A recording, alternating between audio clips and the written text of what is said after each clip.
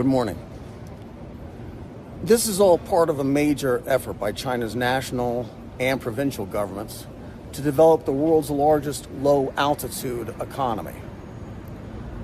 Most of us think here of flying taxis and drone delivery services in big cities, which means that our lifestyles, which are already pretty convenient, if we're honest, will get a little bit more so. More importantly, though, this industry will transform logistics and supply chains in remote areas and for populations with no service at all. This is a drone cargo plane designed for logistics and disaster response. It's the first unmanned aircraft for low altitude. It can operate using very short runways and is adaptable to either landing full of cargo or dropping it by parachute to the ground. The capacity is 1 ton with a range of over 1,000 miles with AI systems for loading and unloading in under 5 minutes. It's designed for operations in remote areas and urgent cargo deliveries, such as with search and rescue or disaster relief.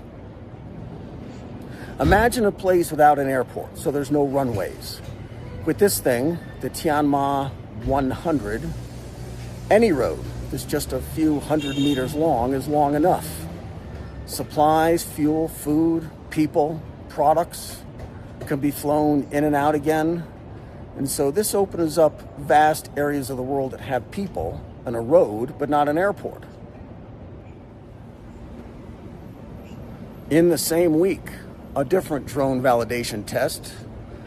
This model is called the Taurus and has a 2-ton payload with an even longer range. Sichuan and Xizang, that's Tibet, are high altitude and they get a lot of challenging weather and high winds. The Taurus was designed with those kinds of places in mind. And it too only needs a short runway to get into the air and then back down again. Here again with these aircraft, logistics to the most extreme environments and most remote areas become possible. Transportation of agricultural products and machinery, construction materials, medical supplies, and disaster response. As these flights become more common, routine, they are transformative to the economies of everywhere they go.